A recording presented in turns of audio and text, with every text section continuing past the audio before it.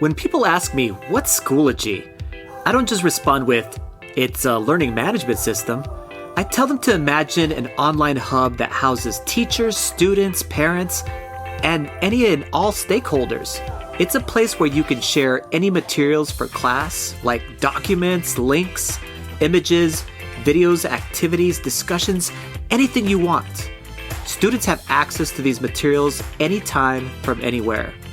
If you want to learn more about Schoology and how they can help you advance what's possible, visit Schoology.com. I think that's it. That's it. Nailed it.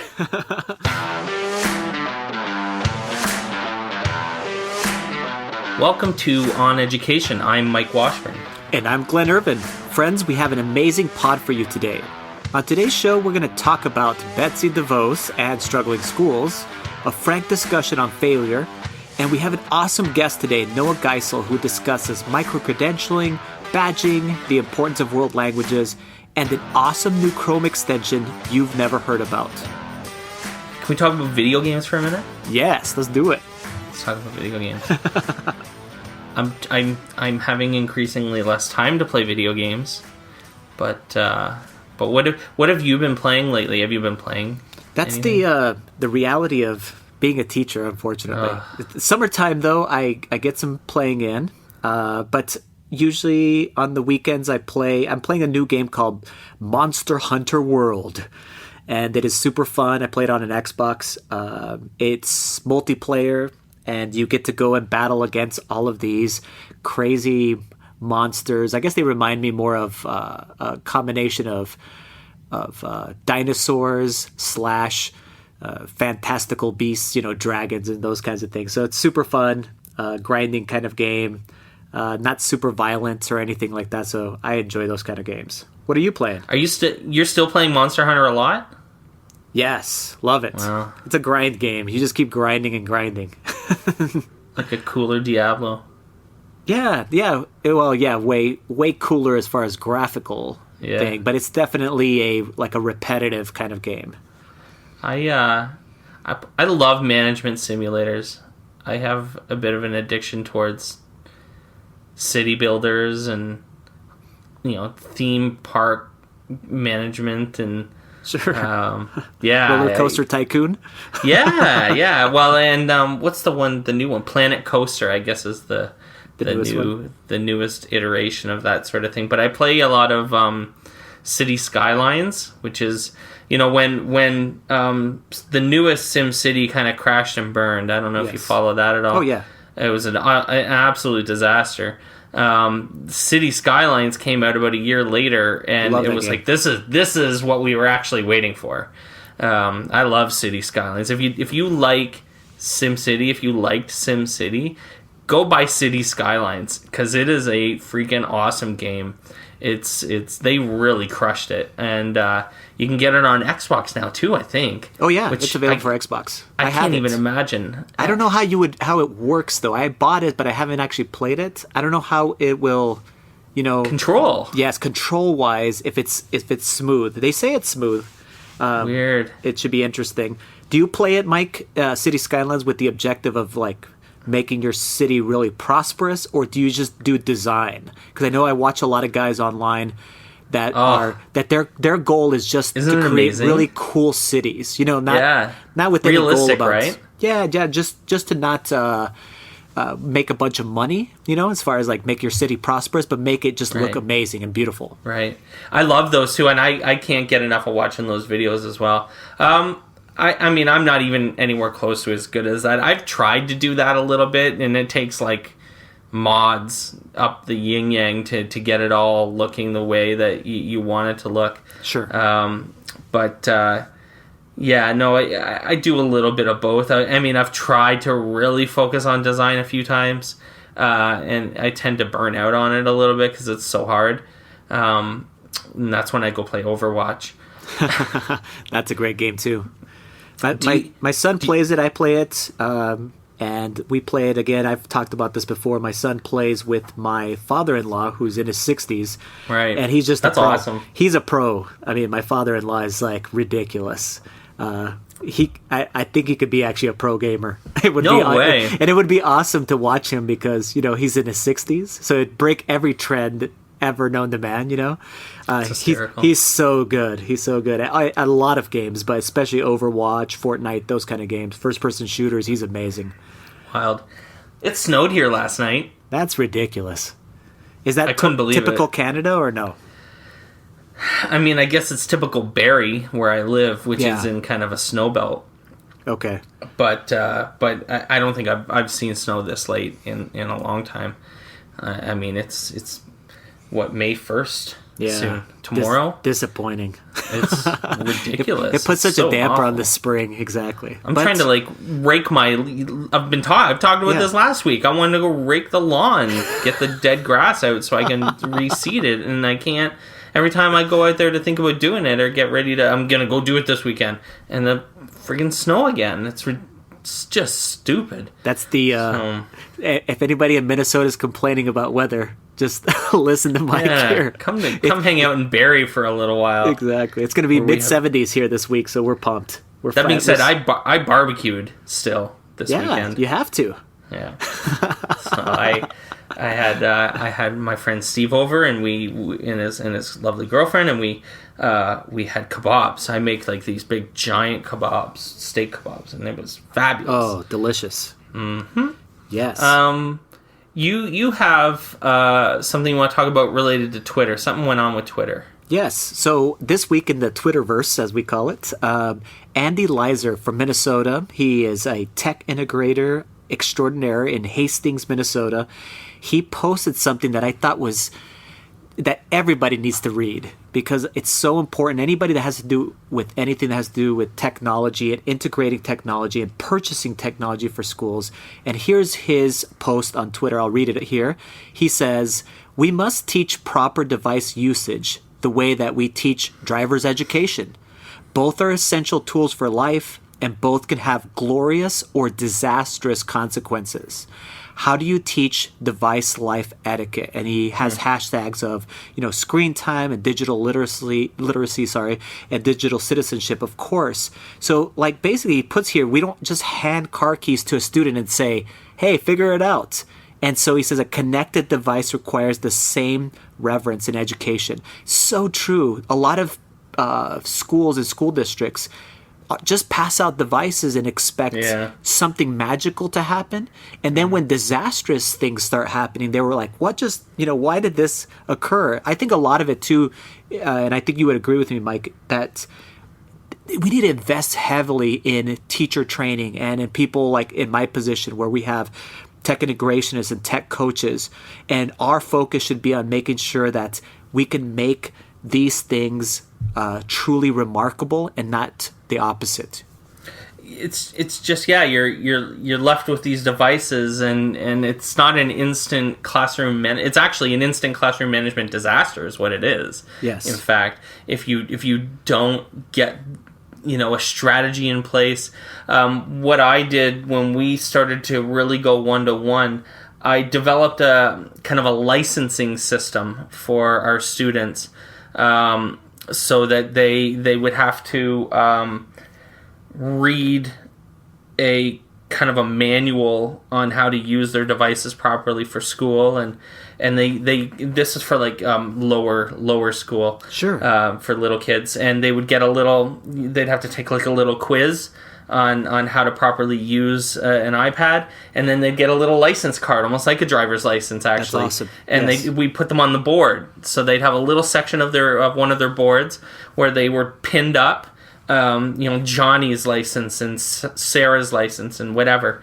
And if they violated any sort of rule, they could potentially lose their license. Obviously, you give them warnings and whatever, normal classroom management stuff, but that's a really cool way of putting it. You would lose your license just like you would if you're not driving correctly. It's completely related to this quote, actually, which is what I found was super interesting. So you would lose your license, and then you would have to talk about with your teacher what you did wrong and what you can do to improve in the future, and then you get your license back.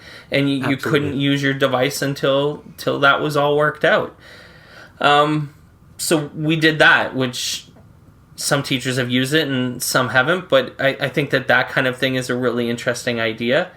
I have in my room, because at one point I was the only person with iPads, actually, in my room in the whole school. And so I had to come up with these ideas on how to manage the classroom with them myself. And so I have one board in my room that has like kind of the golden rules of iPad use. Yes. Your iPad is a tool, not a toy, is one of the things that I tend to say a lot. And I think one of the things that I thought about while you were talking there was that kids know how to use these devices. So when you assume that kids know how to use them, well, you're right. But they don't use them the way that you think they use them. They use them in other ways. They use them for games and watching YouTube. For entertainment. We need to teach them a little bit about how to use these as tools, and that's not the same thing. And so there is some education that needs to happen with these kids, right? Absolutely. Hey, transitioning, did you see the Siri glitch? I didn't until you wrote it on here. I think it's hysterical. I tried it out, and I just want to let our teachers know that to don't get caught up in class with the students maybe tricking them to do this. But basically, if you hit the little Siri and you ask it to define the word mother, okay, and the first time it gives you what a normal definition would be, but then it says, would you like me to find other definitions or the second definition or something? And so anyway, it says some kind of really bad word associated with the word mother. And anyway, just pre-warning all teachers, the Siri glitch is alive and well, and I don't know if they're ever going to fix it or what they need to do. You know what I mean? Like, what does it take to be able to modify that on the Apple side? But it's wasn't it there would be a glitch something that you don't recently? want to do in class. Yeah, go ahead. Wasn't there a glitch recently with Google Home doing something weird, and they apparently were able to fix it pretty quickly? Yeah. Or maybe it was Alexa. But either way, this is the world we live in now, man. It's someone finds this. I can't, you know what I mean? Like, who found this and then was like, yes, this is the greatest thing ever. It's like, it's pretty, it's pretty funny. It is funny. Cool. Unbelievable. When we come back, we're going to talk about Education Secretary Betsy DeVos, what she's been doing lately, or I suppose what she hasn't been doing. The end of the school year is finally here, and we have an awesome professional development opportunity. Badge Summit 2018 is happening at Columbia College on June 23rd in Chicago, Illinois. This one-day event brings together some of the brightest and most inspiring digital badge thought leaders on the planet for highly interactive learning and sharing. Attendance is limited to 250 people, so get signed up. For more information, go to badgesummit.weebly.com. All right, welcome back. This week, Education Secretary and Michigan native Betsy DeVos was back in her home state. She was in Detroit for the first robotics championships. Pretty cool event. While there, a reporter tried to ask her a follow-up to her. First, did you see this brutal 60 Minutes thing? I did, and it's so bad. Cringe. And I mean, really, it's just super cringeworthy because she gets frustrated because they're asking her questions about education. Real questions. Yeah. No, but I'm just saying, she's the education secretary. Yeah, who would have thought? No, but I'm just saying, like, doesn't she have a whole staff that continues to, I mean, they would give you like these little postcards and say, here's your talking points. Do you know what I mean? Like, here's my talking point on X. Here's my talking point on and then so on down the line. I think that's totally the politics. You can't have everything memorized, but you know some talking points. But she doesn't even know those. Basic level of preparation would be appropriate for a 60 Minutes interview. And being the Secretary of Education, and right. My goodness. Anyways, go ahead. So she's on this 60 Minutes interview, and it's awful. But they wanted to follow up about it because so at the 60 Minutes interview, the interviewer asked Betsy DeVos, "Have you been to any schools that aren't, quote unquote awesome? Yeah. Have you been to struggling schools that have problems?" Frankly, the schools that you would think the education secretary would actually be paying attention to and putting focus on. Sure. And she said basically no. She had a long answer and it was all garbage, but she basically said no. So this person at this event followed up on that. Said, it's been 2 months. Have you been to any struggling schools yet? And so her staff was good at one thing, because they kind of pushed this person, they boxed her in and got her out of the way of these reporters who were trying to ask her about this. And so I guess does Betsy DeVos care about struggling schools? I we've had this conversation off air, and I want to believe that she does care, but I think she cares more about her agenda. That's the best way to being able to put it.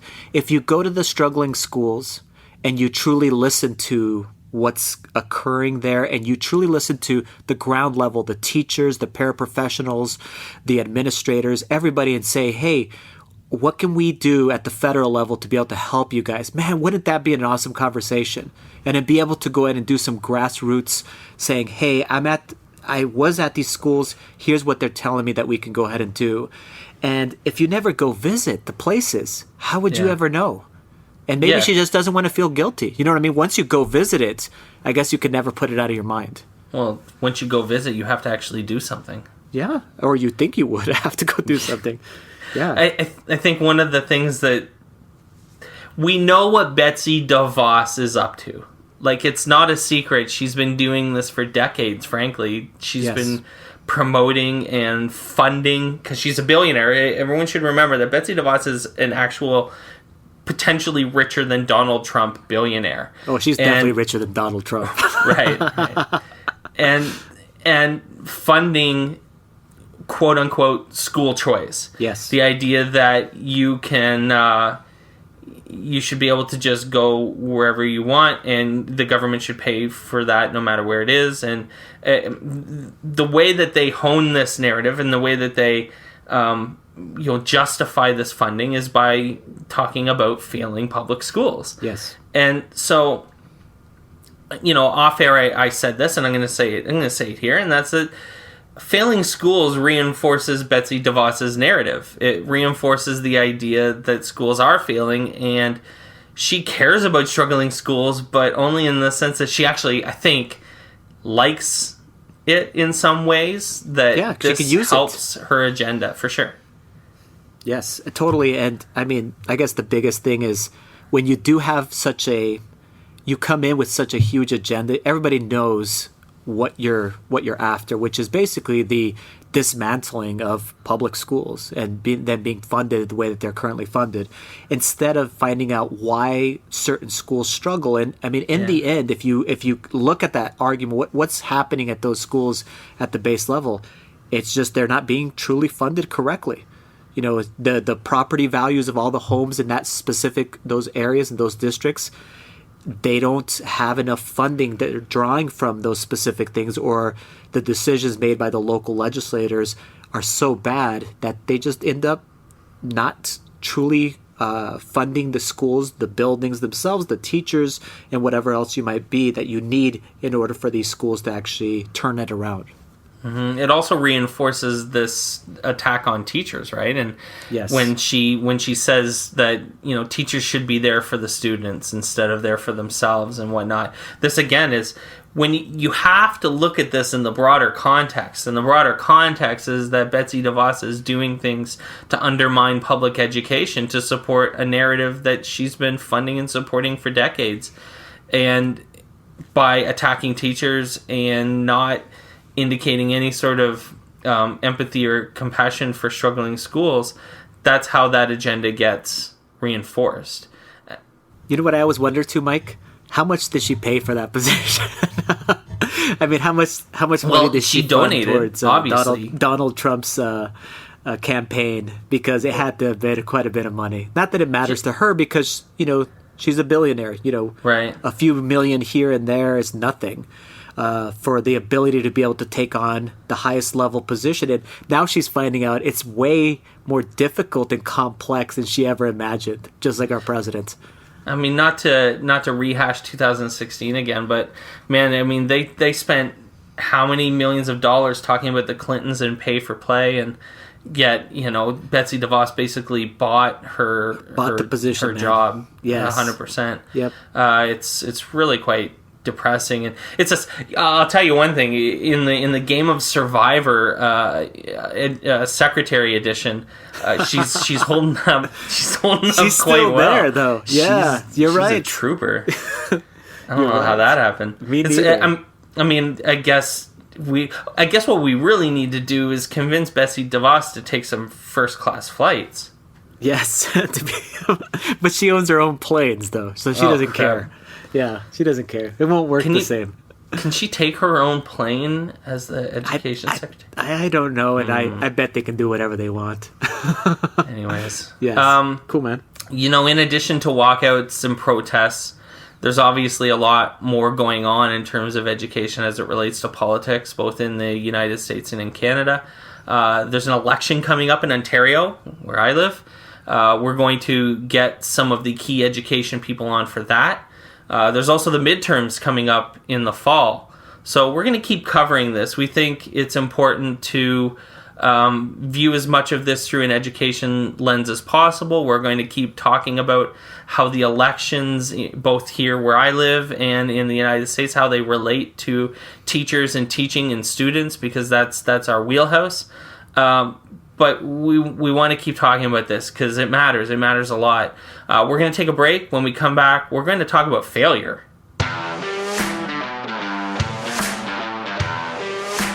Okay, welcome back. I think it's safe to say that any good teacher needs to spend time reflecting on their work and their performance. With 5 years of teaching computer science for myself coming to a close after this year, I've spent a lot of time thinking about failure, what I've learned, what I've done, and what maybe I should have done. I thought to start this conversation, to set it up, it might be fun to talk about something that we've done that just went completely off the rails. I think everyone's done this. So, Glen, you're an awesome teacher, but obviously I'm sure something has happened that just went completely sideways on you. Do you have a story of something like that? Sure. I have several stories. I mean, I am just naturally as a teacher, have always been curious to do innovative things that I thought would catch students' attention, that would draw them in, and sometimes those things failed. So I've had failures in gamification, which I talk about sometimes when I'm doing lectures or speeches about that kind of stuff, or game-based learning, several failures in that. But the one that I was thinking about that I should share was I had a professor, and he's a fantastic professor, and his name is Chris Haskell, Dr. Haskell. I'll talk about him all the time because of his influence on me in gamification, game-based learning. But one of the things that he had in his class, this graduate level class, was we didn't have any due dates. And I thought that was fantastic. This is awesome. So basically the due date was the end of the semester. And at it basically throughout the semester, you did different assignments, and it was all quest-based. You chose what assignments to do and which was not to do, and it was up to you, and you had to accumulate a certain number of points by the deadline. And it worked so great, and I was so happy with it that I'm like, I'm going to pull this in to my high school Spanish classrooms. And so I brought it in and I told the students about it, and I said there are no due dates, and there's you need to just make sure that, obviously by the end, and this, they had a quarter system at this place, so it's just due by the end of the quarter, but as you work through the different things, feel free to go ahead and turn them in. And so in the end, you can just imagine everybody's thinking about what happened in the end. I had a whole bunch of students, a large majority of them, that they weren't turning in anything because there were no due dates. And so what ended up happening was the last week of the quarter, or the last few days, actually, to be honest, of the quarter, I started having students turn in all of their assignments, basically the 9th week of a quarter. And it super overwhelmed me as far as the amount of grading I had to do and figuring out, did they actually learn anything, and so on and so forth. And so it was a big fail at the high school level. Now, it could have been for a variety of different reasons. And that's the part that's important, is what you just said. It's important for us to look and reflect. Why did it actually fail? How did I set this up? How can I do it better? And so, of course, I didn't give up totally on that idea. I just modified the idea from year to year until I found something that actually did work for my specific group of students. So I guess a good lesson learned for me was just because it works in one setting, it doesn't mean that it's going to work in my setting. And if it doesn't work within my setting, doesn't mean it might not work the following year if I modify it or if I adjusted those things there. So that's my big failure. What about you, Mike? I've been back and forth bouncing around what story to tell, but based on maybe some of the other things we've talked about in the interview that's about to come up, that we've already done, I should, spoiler alert, I guess, is that my first foray into using an actual video game in my classroom was a bit of a disaster. Uh-oh. Yeah, and it actually kind of set the tone, and so it's a pretty big regret of mine, I guess, in that I was able to convince our school to install Minecraft on the computers in my room, so that the grade 4s could do a really cool social studies assignment. This was 5 years ago, so this was my first year, and Minecraft was still pretty weak back then. As far as it certainly didn't have any like Minecraft EDU or anything like that. I was using a server, a hosting company, and running the server through just command line commands and stuff like that. Yeah. And I guess in reflection, the problem that I had is that I didn't set it up with as many rules as I should have in terms of expectations for behavior. It goes to exactly what we were speaking about earlier, I suppose, that I basically threw our students into Minecraft and then didn't set kind of a level of expectation for their behavior and, you know, some guidelines. And in my defense, I was looking to have, you know, as much unstructured, almost like play as possible. Yes. I was really trying to have the kids have fun in the environment, but we did have goals. So, you know, the first thing they did when they get in Minecraft, and these are grade 4s, is they started PvPing. Yeah, of course. And I realized, kill each other. oh crap, I didn't turn PvP off, so that I have to get them all to log out, and then I had to restart the server. I had to go in, change the rules, restart the server, and then they go back in.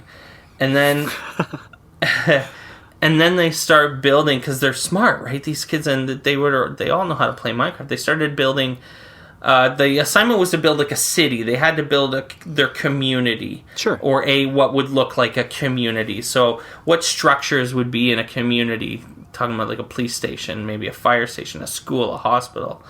And so they were building these, and, you know, wouldn't you know it, some of the kids built a police station and then built a basement and then built a jail and then lured other kids down there to look at it and then, you know, locked them in the jail. Exactly. Locked them in the jail and then set the jail on fire. Of course. So that happened. And then you had other students run away to like other corners of the map. And it went sideways so bad that the reputation for Minecraft at my school was tarnished because of my lack of planning for this, and that became a bit of a frustration in the future. Sure. And certainly something I've learned a lot from, and it's forced me to do some really strong reflecting and thinking about how I approach games and video games and that kind of stuff in the future. The lesson, again, like you've said, is that, I mean, failure happens, and I guess one of the reasons why I wanted to talk about this is that we need to talk more about failure. Oh, absolutely. And about making mistakes and getting back up and trying again. And about the iterative process. I actually have a board outside my room that has the iterative process on it, because I want kids to learn that failure is just the next step towards success almost. And, you know, learning from design thinking and gamification. What do you think? I think it's just so important, like exactly what you're just talking about. Iterative process, that happens in teaching all the time, and it's okay. for us to try things, learn from them, and then adjust and then make it better the next time. The other thing I think it's important too is to know there's this huge community out there now with social media. Social media is actually not an evil thing. It can be an amazing thing because we can connect with other people who are also trying out new things and say, hey, what's working for you? Learn from those things, adapt them to fit your classroom, and then be able to go ahead and see how it works within your setting. And then from year to year, Mike, I just have seen so many different students come through, and they can be so different. I've had different classes, and they were able to go ahead and function so well within, for example, what you're talking about when I used Minecraft also. And then some years it just turned into like chaos, and I needed to restrict access and put more rules in, and then really do some reflection with the students and talk about kind of what behavioral expectations, and really kind of go over the top almost every single day with some classes. So it's a give and take situation. It's such a fluctuating thing, and that's why canned curriculums are such a joke, because you have to adjust so much for all the things that happen in the dynamics of your specific classes in order to be able to truly be effective as a teacher. I like that you talked about learning communities and stuff like that, because I think one of the things that's changed a lot in the last little while is this idea that there's tons of support for almost anything, and all you have to do is go out there and look for it. And so, a strategy that I would give any teacher who's wanting to take risks and do different things, but is a little bit afraid, is you have this such large community on Twitter, Pinterest. There's workflows and ways to do things that have been set out for you that you can learn from, but you still just shouldn't be afraid to just go out there and put yourself out there and try something different. That's exactly the only way you're going to learn. I also wanted to see if you had any thoughts on how we can put our students in the mindset that failure is just an opportunity to succeed. How can we reinforce this idea that teachers and students, that no one should be afraid to fail? How can we put that into our students? Oh, I think the biggest part of that is another total teacher setup structure. The way that you set up your class, it really will show whether or not it really is okay to fail. So in other words, are you giving students opportunities to go ahead and retake tests, the biggest test, the summative exams? Are you separating your classes so that they have several opportunities during formative assessments throughout the week and every single week so that they know and exactly how they're growing in their knowledge and whatever the skills that they need to attain.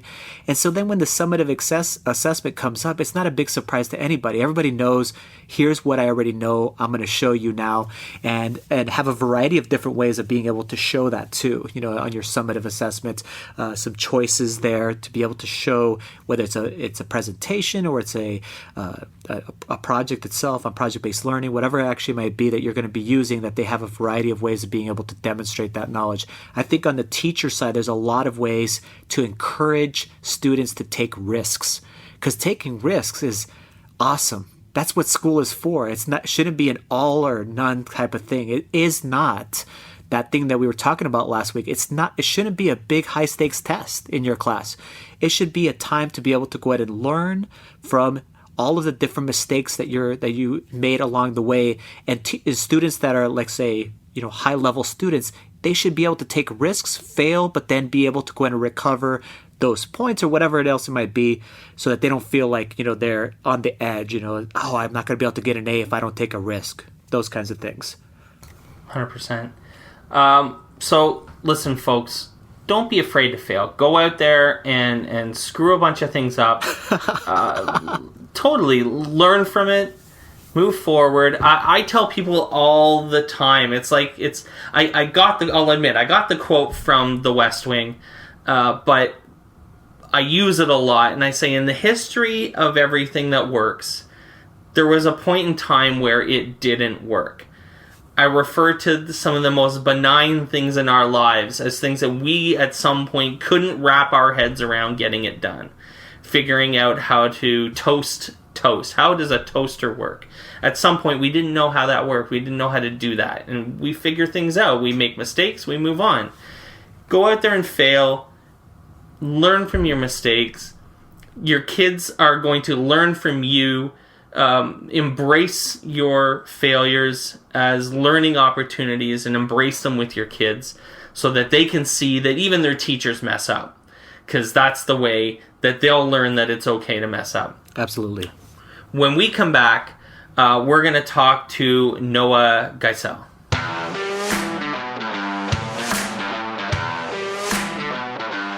So we're so pumped today to have Noah Geisel on our podcast.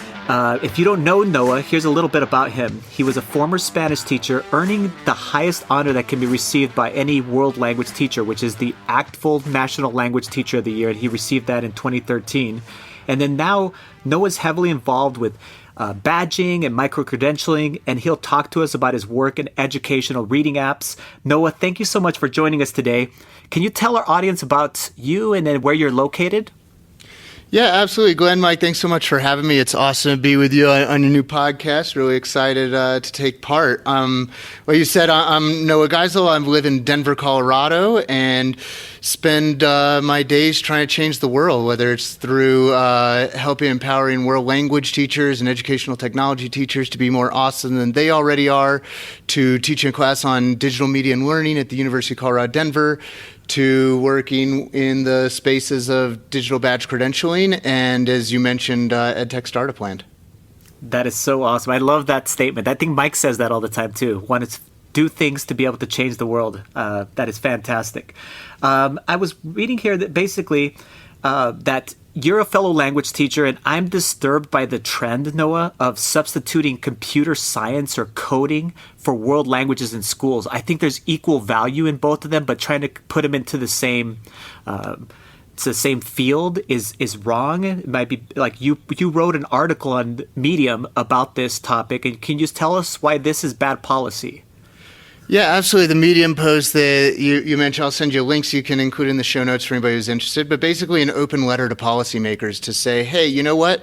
It is so awesome that you want to recognize value and elevate the importance of computer science and coding and engineering, and we are 100% in favor of that as language teachers. What we aren't in favor of is, this misnomer of considering computer coding languages the same as world languages, that, just because they have the name language there, that they're two very different things, that the heart and soul on the engineering side is really about computational thinking. And, whereas for us world language folks, it's all about interpersonal communication, intercultural competence, and being able to navigate our global world successfully in ways where, that at the end of the day, it is a lot cheaper at a policy level for us to make friends than it is to fight enemies.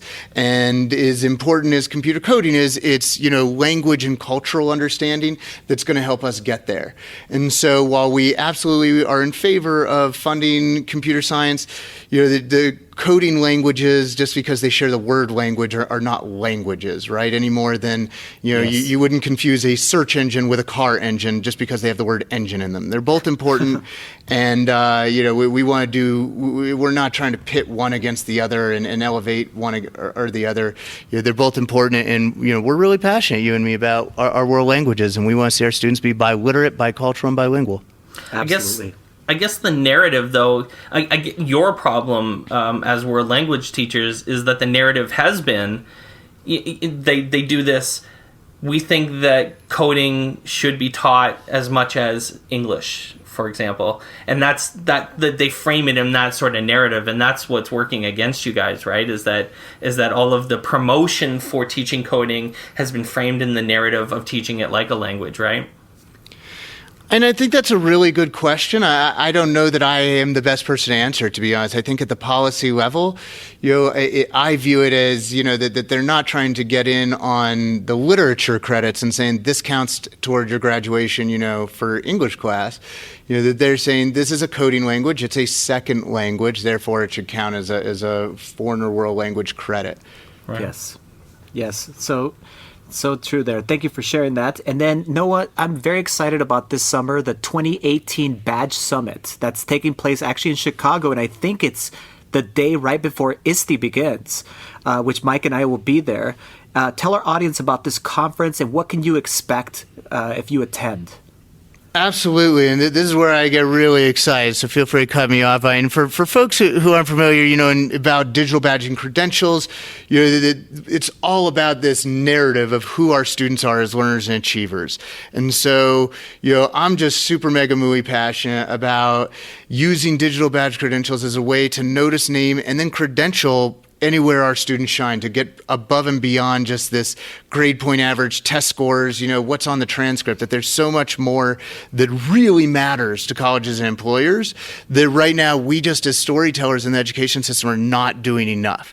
And so this badge summit, this will be the third one. The first one was really conceived as a way to help shine a light on some of the work that I was been proud to be a part of at Aurora Public Schools, where we've created a digital badge credentialing system for preschool through 12th grade. We've issued over 14,000 badges this school year without a single mandate on teachers. And, the first badge summit was, hey, let's let other people know about this work so they can beg, borrow, and steal from it. And then it turned into not just a showcase of our work, but an invitation for anyone to share. And, it's been really neat to see just from a grassroots community perspective over the last 3 years where we've got, people from Finland and Canada and all over the United States and K-12 and higher ed and teacher prep and, even awesome. Industry folks like Salesforce and Cisco and IBM and non-technical industry, like the National Hardwood Flooring Association. And so all these different folks who are using digital badges to credential, that their learners are going to be in one place for one day with just tons of amazing learning. And it's capped at 250 folks. We're down to the last 100 tickets, so definitely encourage people to get in. It's super cheap to go and includes breakfast and lunch. And like Glenn said, he and Mike are hopefully going to be there. Noah, can you... some people in our audience may not exactly know when you're referring to digital badges and credentials, like at a very at the very most basic sense. What are you talking about when you give a student a digital badge? Can you just dumb it down a little bit? Give us kind of a little bit of a digital badge 101 if you can. Absolutely. That's such a good question, Mike, and an important one. And so, the really accessible kind of conceptual leap is to look at Boy Scout and Girl Scout badges, right? Here is this set competency. Here is the criteria that you need to do in order to meet that and demonstrate that you possess that competency. And then let's issue you this badge. And what's really kind of the next level awesomeness of the digital badge credentialing world is that we can take that physical badge and actually make it open and portable, on the cloud. The user can own it, so they're not dependent on their school after they graduate or their employer, that they get to take their credential with them. And because it's digital, they can attach evidence. So, from a standpoint of just kind of quality control and verifying, do they really have that skill? Nobody has to wonder, well, maybe their Scoutmaster is a pushover, right? In this case, if you don't want to trust the issuing authority, you can actually click on it and look at the badge, and there will be evidence, and it's anything you could attach to an email, right? So it could be a link to a YouTube video, it could be a video embedded in the badge itself, testimonials from people whose authority you should trust that they get it. And at the end of the day, for me, it's this whole new level of storytelling. It's not just trying to do what we've always done and the only difference is now it's a badge. I think it's really fundamentally doing something that is different and has a huge opportunity to really change the world of teaching and learning. So I was thinking about this, Noah, because Mike and I last week, we were talking about how we have a huge disdain for standardized testing. And basically my biggest gripe against it is that it doesn't truly show a measure of anything that you really truly know and can pass, that really means something in the world of work. So that's why I'm so excited about things like this, like digital badging, where you're actually earning you're showing, hey, I have this specific skill. Here's the evidence that I do have this skill. And now I can carry that with me both to the university setting or to the world of the work. And that's really the super exciting part there. And I think Mike would agree too that it's such a better way of showing evidence than it is for this high stakes testing that takes place usually in April for us, which is just so overhyped. And then I think it's super underwhelming as far as the type of evidence that we actually get from our students taking those. It's also a sense of pride, right? I mean, one of the cool things about Scout badges is that you wear them. My son has a blanket. I'm a Scout leader, actually, so it resonates with me a little bit. And we put all of his badges on this big Scout blanket that he has.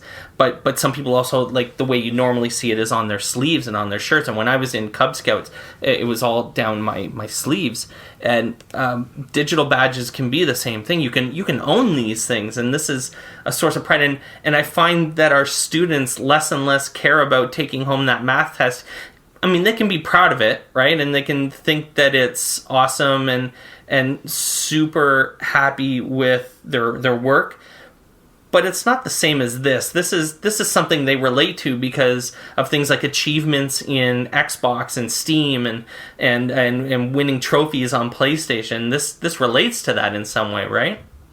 Absolutely, and I'd piggyback on that, Mike, to say that, while it's no secret that a whole lot of educators are not necessarily on board with this, industrial testing machine that we've built, that neither are the young people, right? And so they get this. When I go and am, doing user feedback with a group of high schoolers and say, raise your hand if you've ever gotten a 0 on a paper because you did all the research, you did a bunch of stuff, and then life happened and you didn't turn in the paper. And so for all anybody knows, you are a 0 out of 100. And, a bunch of the kids will raise their hand knowingly saying, yeah, that's me.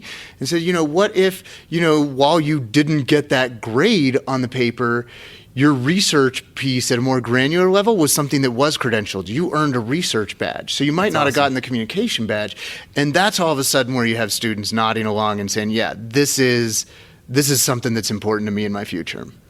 That's awesome. So switching gears, Noah, Mike and I were super passionate about ed tech and especially about anything that makes a true difference in student learning.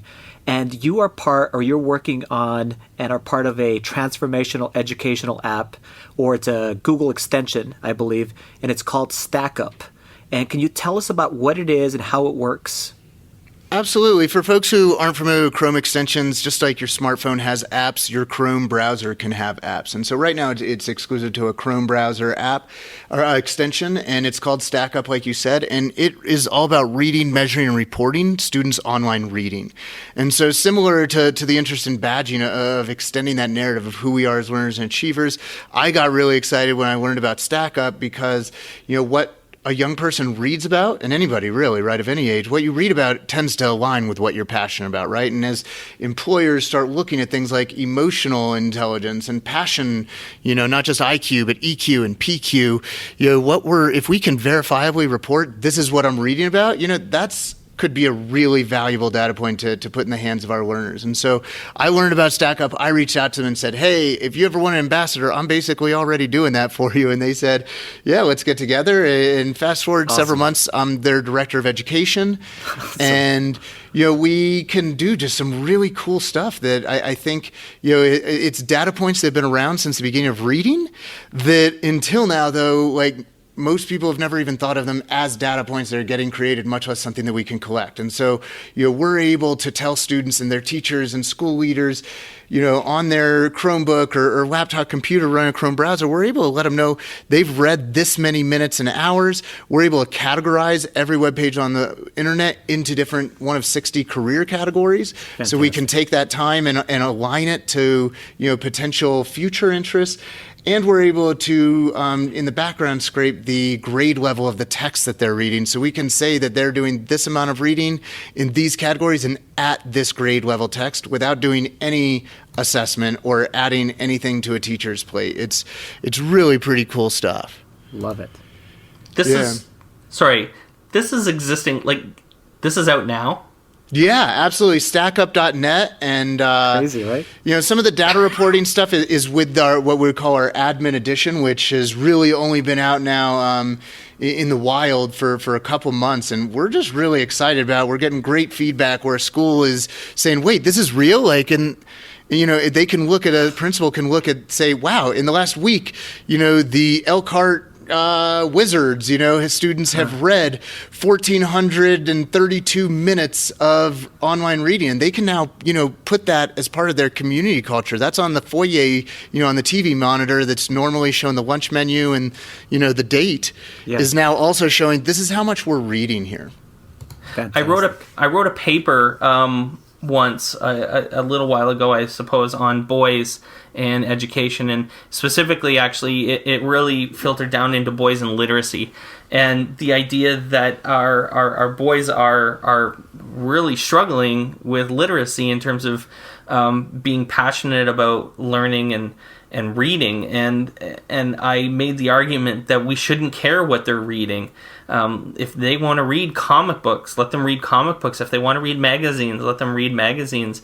If they want to go on Polygon.com and read a review about their video game, let them do that. Absolutely. And the argument that I made, my final argument was talking about Minecraft, and how I referenced a study that talked about schematics and specs for building things inside Minecraft, and how some of these schematics, like to build like an elevator, like a redstone elevator, for example, takes some engineering chops, a little bit of processing of information, and certainly a lot of thought and critical thinking, and you really gotta be able to read to understand to do this stuff. But we have 8 and 9-year-olds that are building redstone elevators and redstone pianos because they're reading about how to do this online, and then going and replicating it in their own games. And we shouldn't care what they're reading. And I love that this extension is literally taking that stuff